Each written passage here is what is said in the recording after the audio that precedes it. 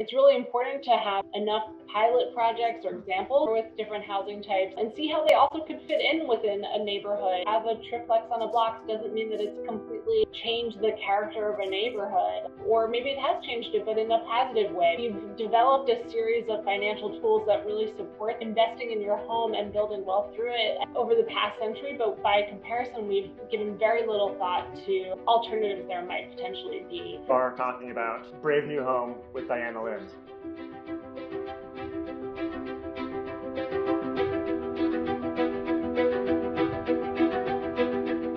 I'm Diana Lind, the author of Brave New Home, Our Future in Smarter, Simpler, Happier Housing. I'm also the executive director of the Arts and Business Council for Greater Philadelphia. Cities are starting to recognize that there's a bunch of social, economic, and environmental factors that are pushing different housing types. These are becoming too expensive for many people to live there, and there's just simply a limit of the kind of housing that you can create if it's all single-family homes. There's certainly a greater awareness of the perils of climate change at this point. People want to address that and build more sustainably. More shared living in general will allow people to live more sustainably so that they don't need to have every single home have its own set of appliances and furniture and share more resources. People are tired of living in isolated communities. They don't have a sense of kind of connection or interdependence. People are looking for ways to have a bit more of a sense of community. Examples like co-living, that people want sort of a built-in community as part of the experience of just living in an apartment. Your call to action with this book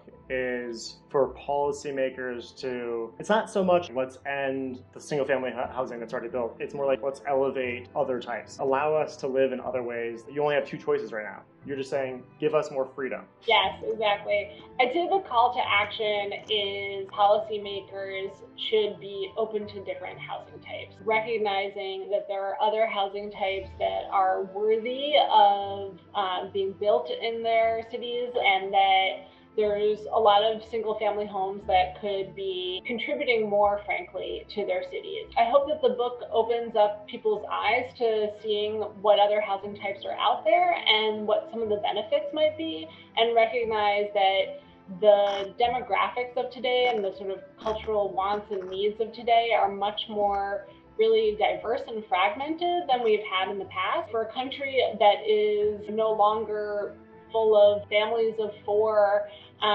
we need to build housing that looks as diverse as the people that are living in the country. Simply recognizing that and thinking about ways to open up the zoning code to allow more of that kind of housing, I hope that that's the main takeaway.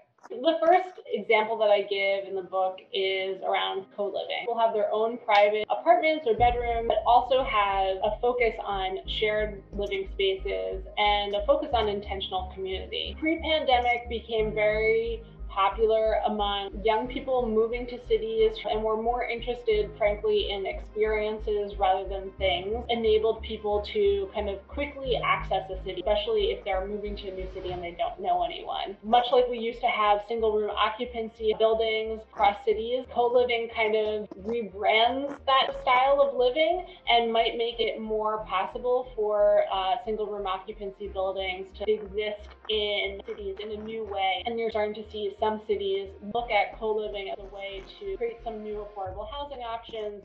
The next one is backyard cottages. In-law suites are another great example of how you can kind of use the single family home as a building block, develop something more that has other social and economic benefits. So families who want to live with their family members to potentially access some additional income or just make better use of the property that they already own. It's a way for people to have a bit more flexibility in the way that they're living. There's also even programs that are specifically geared towards creating more affordable housing into neighborhoods without having to have large affordable housing projects built in a neighborhood that might get a lot of neighborhood pushback. Accessory dwelling units is sort of perfectly paired to the tech industry right now. In 3D printing, there could be much more affordable ways of actually building this kind of housing. It's not such a cost burden for people, and it's also not something that requires a tremendous amount of policy savvy in order to figure out how to build one of these things in your backyard. A neighborhood of just single-family homeowners, it becomes kind of a mixed-income neighborhood, renters and homeowners in the same neighborhoods. Allows a different set of people to actually access that neighborhood.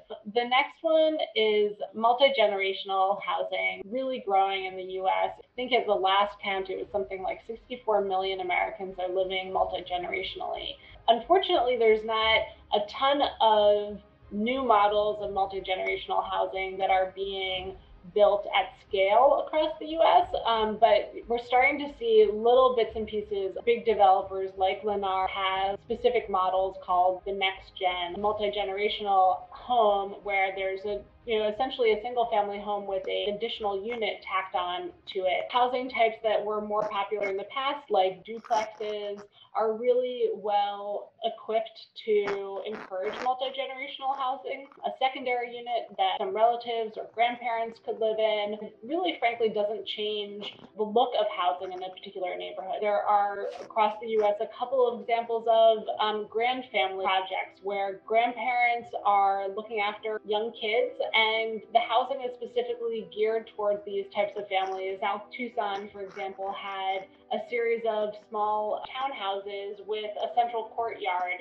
that made it very easy for kind of older grandparents to look after young kids without worrying about their kids. Small design tweaks that could enable projects, if they're more specifically geared towards grandfamilies or multi-generational families, could find ways of fostering this type of community. The fourth example of housing innovation would be wellness communities. Increasing number of communities being built around the US that are focused on encouraging better mental and physical health outcomes, trying to mitigate some of the downsides of single-family home living. An example is Serenbe outside of Atlanta. It's a series of small neighborhoods where there's an array of different housing types, ranging from single-family homes to duplexes to multifamily buildings, all with the idea of being able to kind of access your community on foot.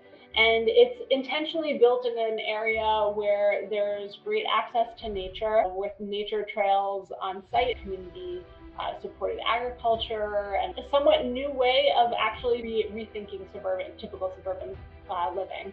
Community land trust, neighborhood real estate investment trusts, those are interesting examples of how communities can better build wealth within and also kind of share the wealth. A community buying up a set of real estate or land, then renting or selling it off at low market prices, ensure that there's some kind of affordability built into those. I think those are really interesting opportunities, but they're still so nascent. I mean, there are just very few examples so far, and I think really exciting over the next decades is seeing how especially community land trusts become more popular. It also allow people to invest in real estate without having to pit neighbor against neighbor to invest in the future of their neighborhood. More ways to give people power to pay for housing will start to reflect their needs. Now, like a lot of these reforms are sort of a bottoms-up approach versus the form that we've always had, which has been the top-down, whether it's the ones that control the money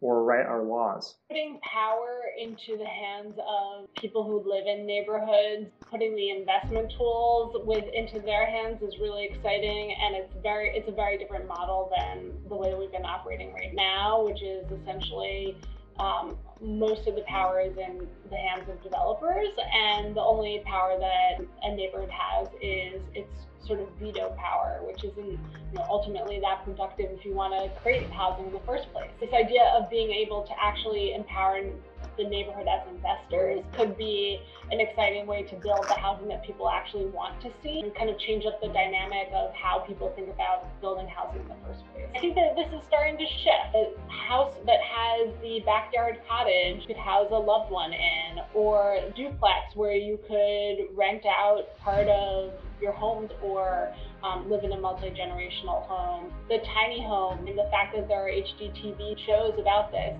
I think they're all starting to change the narrative around what a successful home looks like, or a happy home looks like. I think it's important to be able to find good examples of these styles of living that could be both prototypes and examples that people could identify themselves with. Well, Diana, thank you so much. Thanks for having me.